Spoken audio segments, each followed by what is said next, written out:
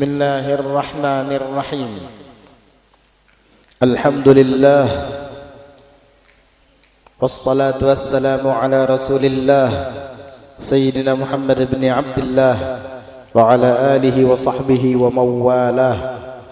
Allahumma salli wa sallim ala Sayyidina Muhammad nurikas sari wa madadikal jari wajma'na bihi fi kulli atwarina wa ala alihi wa sahbihi ya nur. Amma ba'd. Nawayna at-ta'alluma wat-ta'lim wat-tadhakkura wat-tadhkir wan-naf'a wal-intifa' wal-ifadata wal-istifada wal-hatha 'ala at-tamassuk bi kitabillah wa sunnati rasulih wad-du'a ila al-huda wad-dilalata 'ala al-khair ibtigha'a wajhillah wa mardatihi wa qurbihi wa thawabihi subhanahu wa ta'ala. Qala Syekhul Musannif rahimahullahu ta'ala wa nafa'ana bihi wa bi'ulumihi wa asrarihi fid dharain amin. Radhiyallahu ankum. Wa awhallahu ila Musa alaihi salam, ya ibna Imran kun yaqdanan wartad li nafsika ikhwanan fakullu khidnin wa sahibin la yuwaziruka ala masarrati fahuwa laka adu. Dan Allah mewahyukan kepada Nabi Musa alaihi salam, ya ibna Imran, wahai putranya Imran. Imran adalah ayah Nabi Musa, Musa bin Imran. Wahai putranya Imran, yakni Nabi Musa, kun yaqdhanan, jadilah engkau sebagai orang yang terjaga. Wartad li nafsika ikhwanan, dan carilah untuk dirimu saudara-saudaramu. Fakullu khidnin wa sahibin, maka setiap kekasih dan sahabat, la yuwaziruka ala masarrati, yang tidak membantu kamu atas menyenangkan aku, kata Allah, fahuwa laka adu, maka ia adalah musuhmu, maka ia bagimu adalah musuhmu. Di dalam perintah Allah kepada Nabi Musa ini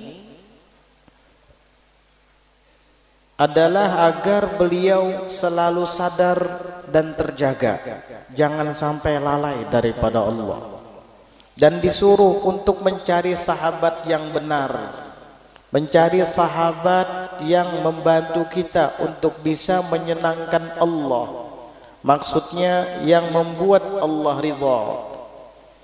Jika kita menemukan sahabat yang seperti ini, pegang ia kuat-kuat, karena ia bukan hanya sahabat kita di dunia, tetapi dia juga akan menjadi sahabat kita di akhirat.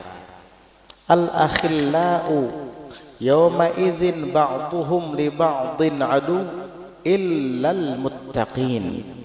Allah berfirman di dalam Al-Quran, orang-orang yang berteman di hari itu, yakni di hari kiamat, kelak akan saling bermusuh-musuhan satu sama lain, akan saling salah menyalahkan.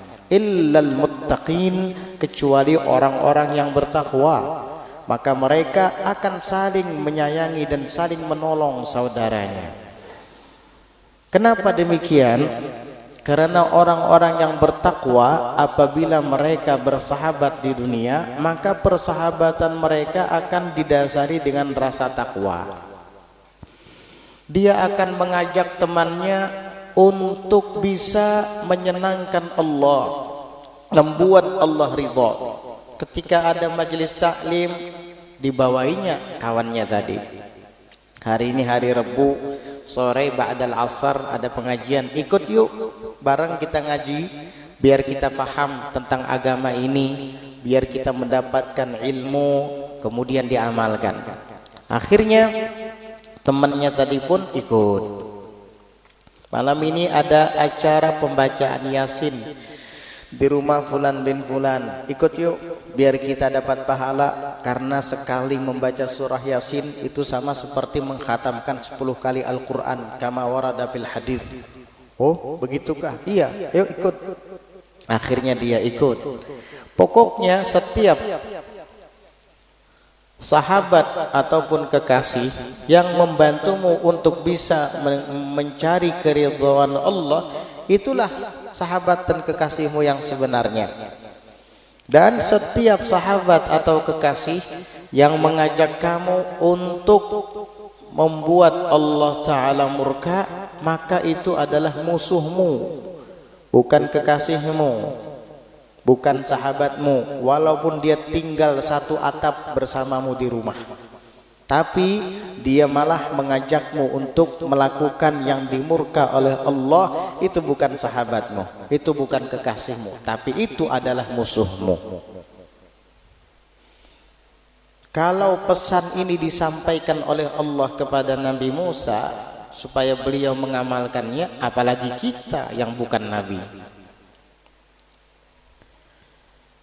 Ya Musa, wahai Musa, kata Allah, malaka walidaril zalimin. Apa sih hubunganmu dan apa sih negeri orang-orang yang zalim ini, yakni dunia? Enggak ada hubungan sebenarnya kamu dengan negeri orang-orang yang zalim, yakni dunia. Falaisat laka bidarin, sebab sesungguhnya negeri dunia ini, negeri tempat orang-orang berbuat zalim ini, bukanlah itu negeri yang hakiki untukmu. Laisat laka bidarin, dia bukanlah untukmu sebagai negeri, sebagai tempat tinggal yang abadi. Tidak. Akhrij anha hammaka. Akhrij, maka keluarkanlah anha darinya, dari negeri orang-orang zalim ini, yakni dunia. Akhrij, keluarkan anha darinya, hammaka, tekadmu, kemauanmu yang berlebihan. Wa fariqha, dan berpisahlah engkau dengan negeri yang dipenuhi dengan orang-orang yang zalim ini. Dengan apa? Biqalbik, dengan hatimu. Kamu boleh hidup di dunia, tapi hatimu jangan hidup di dunia. Jasmanimu ada di dunia, tetapi hatimu ada di negeri akhirat. Jasmanimu berjalan pulang pergi ke situ kemari di atas bumi, tetapi hatimu ada di langit. Begitu semestinya. Fabi'satid daru hiya, maka sesungguhnya seburuk-buruk negeri adalah dia, negeri dunia. Illa, kecuali li'amilin amila fihal khaira fa ni'matid daru hiya, kecuali bagi orang yang beramal di dalamnya itu akan amal kebaikan, maka negeri ini adalah sebaik-baik negeri, yaitu dunia. Dunia bisa menjadi negeri yang buruk bagi orang yang tamak di dalamnya, tetapi dunia bisa menjadi negeri yang baik dan indah bagi orang yang melakukan amal kebajikannya. Di dalam hadis Nabi kita Muhammad sallallahu alaihi wasallam, beliau bersabda, ad-dunya mal'unatun mal'unun ma fiha illa zikrullah wa mawalah. Kata Nabi sallallahu alaihi wasallam, dunia ini terkutuk dan semua yang ada di dalamnya juga terkutuk kecuali zikir kepada Allah dan orang-orang yang terus-menerus melakukannya. Selain dari itu, mal'un semuanya. Artinya dunia ini dipenuhi dengan laknatnya Allah kecuali orang-orang yang beramal soleh di dalamnya. Ini dikecualikan daripada laknat tersebut. Kalau kita saksikan tentang aksi dan tindak kriminal yang ada di dunia, memang betul itu semua perbuatan terkutuk. Kita bisa saksikan di media-media elektronik, kita bisa dengarkan di media-media informasi, di TV dan lain sebagainya. Seorang ayah naudzubillah, rela tega menodai kehormatan anaknya sendiri. Seorang ibu tega membunuh bayinya yang baru lahir. Seorang anak tega menghabisi nyawa orang tuanya sendiri. Suami melakukan tindak kekerasan kepada pasangannya, istrinya, pembunuhan, narkoba, macam-macam. Itulah dunia, mal'un, terkutuk semua, kecuali amal-amal kebajikan seperti zikrullah, seperti majlis-majlis ilmu, seperti majlis-majlis salawat kepada Nabi sallallahu alaihi wasallam, masjid-masjid, pondok-pondok pesantren. Hanya itu saja yang tidak terkutuk, yang tidak terlaknat. Sisanya kebanyakannya itu mal'un semua. Nah, kamu hidup di dunia, mau kamu jadikan negeri apa dunia ini? Kalau hanya sekedar untuk menumpuk harta kekayaan, maka ketahuilah dunia ini paling buruknya negeri bagi kamu. Tapi jika kamu gunakan ia di dalamnya untuk banyak-banyak mencari amal kebajikan, maka dunia adalah negeri yang terbaik untukmu. Dunia itu bisa jahat jika kamunya jahat. Dunia itu bisa baik jika kamunya baik. Tergantung pada diri kamu. Mudah-mudahan kita bisa menjadi orang-orang yang senantiasa beramal kebajikan di dunia, sehingga di dunia menjadi negeri yang terbaik untuk kita, dan akhirat menjadi negeri yang terbaik pula untuk kita. Rabbana atina fid dunya hasanah wa fil akhirati hasanah wa qina adzabannar. Al-Habib Abdullah Al-Haddad menganjurkan bagi kita untuk berdoa di setiap selesai sholat 5 waktu. Pengarang kitab ini, doanya, Allahumma akhrij min qalbi kulla qadarin lid dunya. Ya Allah, keluarkan dari hati hambamu, dari hati saya hambamu ini, keluarkan kulla qadarin lid dunya, setiap qadar, itu setiap kemuliaan bagi dunia. Artinya tidak menginginkan kadar kemuliaan dunia. Kalau ada keinginan itu, keluarkan dari hati hamba ya Allah. Wa kulla mahallin lil khalqi, dan keluarkan pula tempat bagi makhluk di dalam hati saya, agar jangan sampai ada yang bertahta di dalamnya kecuali hanya Engkau ya Allah. Makhluk jangan. Makhluk yang jangan itu bagaimana? Yamilu bi ila maksiatik. Makhluk yang akan membuat aku cenderung kepada maksiatmu. Tapi kalau makhluk di dalam hati yang selalu mengingatkan kepadamu, gak apa-apa. Karena pada hakikatnya setiap makhluk yang ada di hati tapi mengingatkan kepada Allah, itu adalah anjuran daripada Allah Subhanahu wa taala.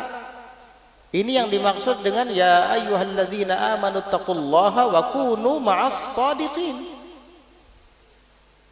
Wahai orang-orang yang beriman, takutlah kalian kepada Allah dan selalulah bersama orang-orang yang shadiqin, dengan zahir dan hatimu. Karena orang-orang shadiqin itu akan mengingatkan kita kepada Allah. As-shadiqin, orang-orang yang sungguh-sungguh dan jujur, zahir dan batinnya sama, tidak beda. Bukan serigala berbulu domba. Bukan lain di zahir, lain di batin. Tidak, sama. Shadiqin, dia jujur zahir dan batin. Mereka orang-orang soleh, itu enggak apa-apa. Karena mencintai Allah, mencintai orang soleh, mencintai Rasulullah, pada hakikatnya mencintai Allah. Karena mereka adalah syiar-syiar Allah yang wajib untuk diagungkan. Tetapi jika tempat yang ada di hati saya itu disinggahi oleh makhluk yang akan membuat saya cenderung kepada maksiat, keluarkan itu dari hati saya ya Allah. Wa kullu mahallin lil khalqi yamilu bi ila ma'siyatik aw yashghaluni an ta'atik, atau yang akan menyibukkan saya daripada berbuat taat kepadamu, keluarkan itu dari hati saya ya Allah. Aw yahulu bainani wa bainal ma'rifatikal khassah wa mahabbatikal khalisah. Aw yahulu ma bainani wa bainal ma'rifatikal khassah wa mahabbatikal khalisah. Atau yang akan menghalangi antara aku dan antara ma'rifatmu yang khusus dan antara cintamu yang tulus, hilangkan itu dari hati saya. Ini doa sangat bagus sekali. Au yahulu ma bainana wa ma bainani wa baina ma'rifatikal khassah wa mahabbatikal khalisah. Naam. Begitu. Ya Musa, wahai Musa, inni marsadun lidh-dhalimi hatta akhudha minhu liman zalamah. Wahai Musa, sesungguhnya saya ini adalah pengintai, pengawas bagi orang yang zalim, hatta akhudha minhu liman zalamah, sehingga aku akan ambil dari orang yang zalim itu untuk orang yang dizaliminya. Hati-hati, Allah tidak pernah tidur, Allah tidak pernah alfa, Allah maha melihat, mendengar dan mengetahui segalanya. Kamu berbuat zalim, nanti akan datang waktunya Allah subhanahu wa ta'ala akan menindak perbuatan zalimmu itu. Kamu hanya menunggu waktu saja. Na'udzubillah, sampai pada akhirnya kezalimanmu itu nanti akan diserahkan oleh Allah kepada orang yang kamu zalimi. Hati-hati, az-zulmu zulmatun yaumal qiyamah. Kezaliman adalah kegelapan kelak di hari kiamat. Orang yang akan mengalami gelap gulita di hari kiamat adalah mereka, orang-orang yang zalim. Zalim terhadap keluarga, zalim terhadap teman, zalim terhadap masyarakat dan rakyat. Zalim artinya tidak menjalankan hak-hak mereka. Seorang suami wajib menafkahi istrinya, tetapi ia tidak pernah menjalankan kewajiban itu. Ini adalah suami yang zalim.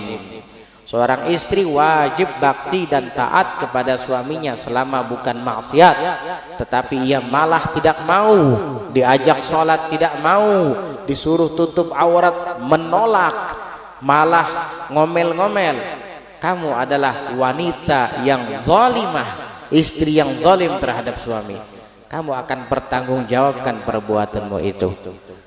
Kamu tidak melaksanakan hak kamu terhadap sahabatmu, terhadap kawan-kawanmu, berarti kamu zalim. Berarti kamu termasuk orang-orang yang aniaya kepada sahabatmu karena hak mereka tidak kamu kerjakan. Allah akan balas perbuatanmu itu. Kamu sebagai pemimpin di dalam suatu negeri, tetapi kamu zalim kepada masyarakat, kepada rakyatmu, kamu akan dipertanggungjawabkan oleh Allah. Inni marsadun, saya ini kata Allah Ta'ala tempat pengintai. Maksudnya marsadun selalu mengintai, selalu mengetahui apa yang dilakukan oleh orang-orang yang zalim itu. Walaupun terkadang manusia tidak ada yang tahu ketika kamu melakukan kezalimanmu, tapi Allah Maha tahu. Yastakhfuna minan nas wala yastakhfuna minallah. Mereka bisa bersembunyi dari manusia, tetapi mereka tidak bisa bersembunyi daripada Allah. Ya Musa, wahai Musa, idza ra'aital ghina muqbilan, apabila engkau melihat kekayaan sedang menghadap kepadamu, sedang datang, faqul, maka katakan, dzanbun ujjilat uqubatuh, ini dosa yang dipercepat hukumannya di dunia. Wa idza ra'aital faqra muqbilan, dan apabila engkau melihat kefakiran sedang menghadap kepadamu, faqul, maka katakan, marhaban bi syi'aris salihin, selamat datang wahai lambang orang-orang yang saleh. Maksudnya apa? Apa enggak boleh kita jadi orang kaya? Apakah orang kaya itu pasti tidak soleh? Bukan begitu. Kalau orang kaya tidak soleh, berarti Nabi Sulaiman bagaimana? Beliau kaya. Bukan begitu. Yang dimaksud di sini adalah ketika kekayaan datang menghadapi kamu, maka kamu katakan ini dosa yang sedang dipercepat azabnya, hukumannya. Maksudnya kekayaan yang melalaikan kamu daripada Allah dan membuat kamu menjadi angkuh dan sombong, itu dosa sebenarnya yang dipercepat hukumannya oleh Allah di dunia ini. Tapi kalau kekayaan yang kamu gunakan di jalan Allah, itu bagus, itu malah bagus. Dan begitu juga jika engkau melihat kefakiran sedang datang menghadap, katakan selamat datang dengan syiar orang-orang solehin. Orang soleh itu harus fakir? Tidak. Terus bagaimana maksudnya? Maksud fakir di sini adalah dia hanya merasa fakir kepada Allah dan tidak pernah berharap kepada makhluk. Ini yang disebut dengan fakir. Dan dia tidak peduli dunia mau datang berdatangan menghampirinya ataupun tidak, hatinya tidak berubah karena dia fakir hanya kepada Allah Subhanahu wa taala. Mau datang dunia, mau pergi dari dirinya, dia enggak peduli. Karena dia sadar bahwa dia adalah seorang hamba yang fakir kepada Allah, bukan kepada harta, bukan kepada dunia, bukan kepada pangkat jabatan, kedudukan. Enggak, fakirnya kepada Allah. Mereka sadar akan teguran Allah dan seruannya. Ya ayyuhan nas antumul fuqara'u ilallah. Wahai manusia, kalian itu semuanya fakir kepada Allah. Saya yang dimaksud dengan manusia itu, kata mereka. Sehingga orang yang menyadari akan hal yang demikian, dia menjadi orang soleh. Marhaban bi syiaris salihin. Ketika hati hanya berharap kepada Allah, maka dia tidak akan bergantung lagi kepada makhluk. Dawaul qalbi qat'ul alaiq, kama qala Sayyidina Abdurrahman As-Saggaf. Obat hati adalah memutuskan segala rasa berketergantungan dengan manusia. Rasa ketergantungan dengan manusia itu hilangkan dari hatimu. Hanya kepada yang Maha Somad, Allah, kamu bergantung, maka disitulah engkau akan mendapatkan kesejukan. Disitulah hatimu terobati. Selama ini kita hanya bergantung kepada makhluk, takut kepada makhluk, tapi nggak pernah takut kepada Allah, nggak pernah bertumpu harap dan bergantung kepada Allah. Makanya ketakutan terus, khawatir terus. Allah. Ya Musa, wahai Musa, la tansa dzikri, jangan engkau lupa mengingatku. Fa'inda nisyanihi takthurud dzunubu, maka ketika melupakannya, yakni melupakan akan mengingatku, berzikir kepadaku, takthurud dzunub, akan menjadi banyak dosa itu. Dosa itu tambah banyak ketika seorang hamba lupa. Kalau seorang hamba sedang ingat kepada Allah, dia nggak mungkin melakukan dosa. Justru ketika ia sedang lalai, itulah dia akan melakukan dosa-dosa. Makanya Allah mengingatkan kepada Nabi Musa agar jangan lupa berzikir, menyebut aku dan mengingat aku. Karena di saat kamu lupa, di saat kamu lalai, itulah dosa akan banyak. Makanya segala hal-hal yang melalaikan kita dari Allah jauhi, jangan didekati. Main domino membuat kamu lalai dari Allah, iya, jauhi, jangan main domino. Main biliar membuat kamu lalai dari Allah, iya, jangan main biliar. Main bola membuat kamu lalai dari Allah, iya, jangan main bola. Permainan-permainan yang melalaikanmu dari Allah jangan kamu lakukan. Kenapa? Karena kalau kamu sudah lalai dari Allah, kamu akan melakukan dosa. Sehingga dosa tambah banyak. Yang ada aja masih belum diistighfari, ditambah lagi dengan yang baru-baru. Pokoknya sebab-sebab yang membuat kamu lupa dari Allah jauhi. Kenapa? Karena kalau kamu dekati kamu lupa. Terus kalau lupa kamu melakukan dosa. Itu aja. Dan dosamu akan semakin banyak. Wala tajma'il mala fa inna jam'ahu yuqassil qalba. Dan jangan engkau tumpuk harta kekayaan, karena sesungguhnya menumpuk harta kekayaan dapat mengeraskan hati. Hati kamu jadi keras. Karena apa? Merasa kaya. Ditegur nggak mau nurut. Karena dia merasa kaya, merasa banyak punya uang, segala sesuatu yang diinginkan bisa terkabul menurut dia. Jadi kalau ada orang yang negur dia, entah itu kiai atau habib, dia nggak peduli. Masih banyak habib lain selain dia.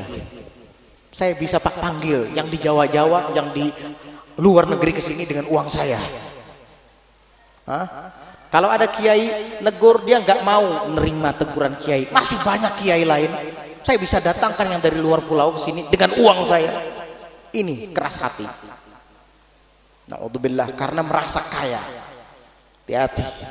Kalau kamu sekarang masih miskin, mungkin kamu akan mengatakan, kalau nanti saya sudah kaya, saya akan rajin bersedekah, saya akan tambah semangat berbuat taat kepada Allah. Iya, sekarang uangnya belum ada. Ntar kalau sudah datang banyak dan menumpuk di rumahmu, mungkin kamu lupa sudah niat kamu itu. Dan itu sudah terbukti banyak sekali. Qarun dulunya ahli ibadah, begitu diuji dengan harta jadi kafir. Siapa lagi itu? Sa'labah dalam riwayat sahabat Nabi, diuji dengan kekayaan. Dari awal mula rajin sholat berjamaah, sedikit demi sedikit hilang dan tidak ada kabarnya lagi. Sibuk dengan dunia. Hati-hati. Mana yang lebih kuat? Hati kamu atau hati Sa'labah yang hari-hari melihat Nabi dan hari-hari bersama Nabi? Dah, jangan macam-macam. Syukuri yang ada. Takut nggak kuat nanti. Keras hati, keras. Karena merasa sudah di atas segalanya. Apa yang saya tidak bisa lakukan? Mau umroh seminggu sekali saya bisa. Keras hatinya. Ada orang negur, siapa kamu? Kamu habib, saya banyak punya habib selain kamu. Kiai, saya banyak punya kiai selain kamu. Enti 100 juta punya habib, punya kiai, tapi perbuatan kayak gitu nggak ada gunanya, nggak ada manfaat. Hati kamu sudah keras.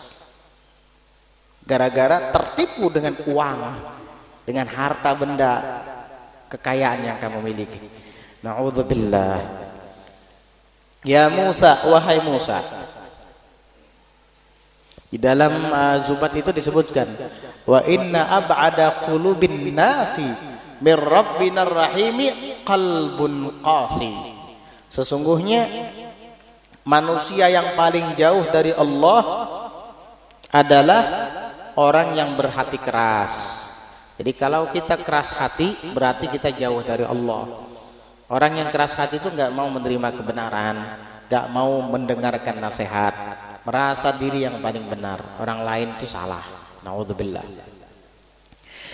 Ya Musa, wahai Musa, qul lidh-dhalimina la yadhkuruni. Ya Allah.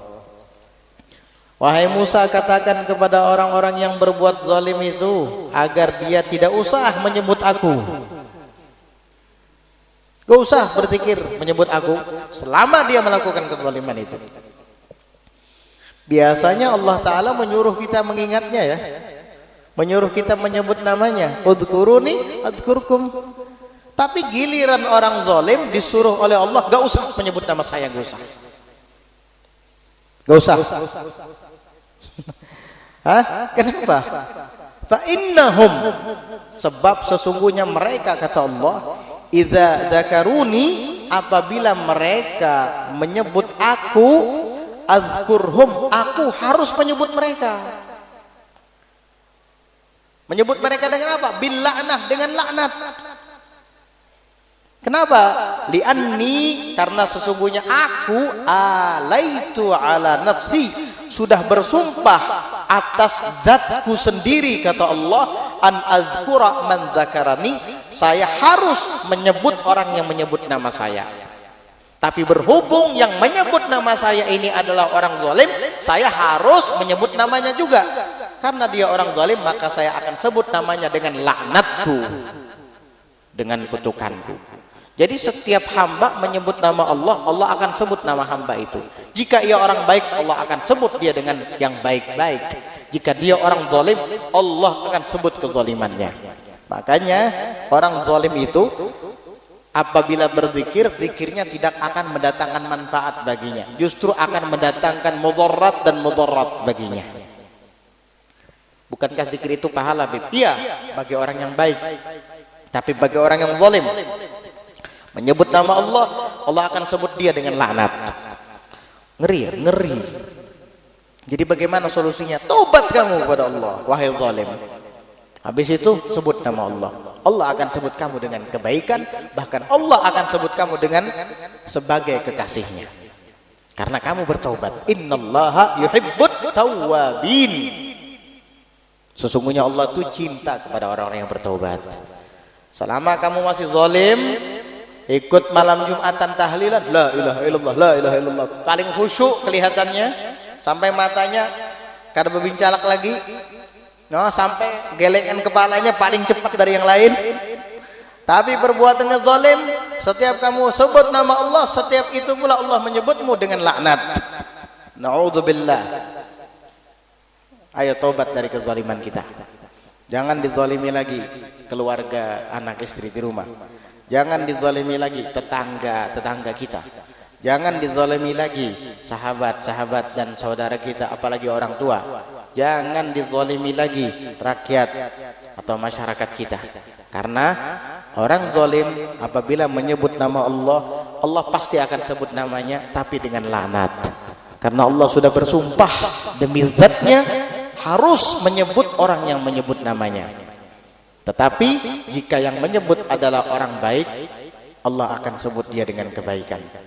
Dan jika yang menyebut namanya orang zalim, Allah akan sebut ia dengan laknat. Waliyadu billah. Wa auhallahu ila ba'di anbiya'ihi alaihimus salam, qul liqaumika la yadkhulu madakhila a'da'i wa la yalbasu malabisa a'da'i wa la yarkabu marakiba a'da'i wa la yat'amu mata'ima a'da'i fayakunu a'da'i kama hum a'da'i. Wallahu a'lam bis-shawab. Insyaallah nanti kita akan lanjutkan pembacaan kitab di pelajaran yang akan datang. Untuk hari Rabu depan mungkin kita libur dulu, karena insyaallah ulun akan menunaikan ibadah umrah, mendapat tugas membawa jamaah dari Sungai Tukar dan Sungai Danau untuk umrah dan berziarah ke Hadramaut, juga ke Mesir insyaallah. Mohon doanya dari pihak semua, mudah-mudahan dimudahkan, dilancarkan segalanya. Selamat ulun dan seluruh rombongan mulai datang sampai kembali pulang. Dan mudah-mudahan bagi dia yang belum pernah melangkahkan kaki ke sana ataupun yang sudah pernah, mudah-mudahan dapat panggilan lagi dari Allah Subhanahu wa taala untuk bisa sampai ke sana. Amin ya rabbal alamin. Dan insyaallah ulun ada juga mungkin rombongan nanti di bulan Syawal. Kalau ada yang mau ikut gabung bisa insyaallah nanti diberangkat bareng di bulan Syawal setelah hari raya Idul Fitri, mengunjungi Baitullah untuk tawaf di sana dan berziarah ke makam Rasulullah sallallahu alaihi wasallam di Madinatul Munawwarah. Mudah-mudahan ada rezekinya, ada bangkitan bisa sampai ke sana. Amin ya rabbal alamin.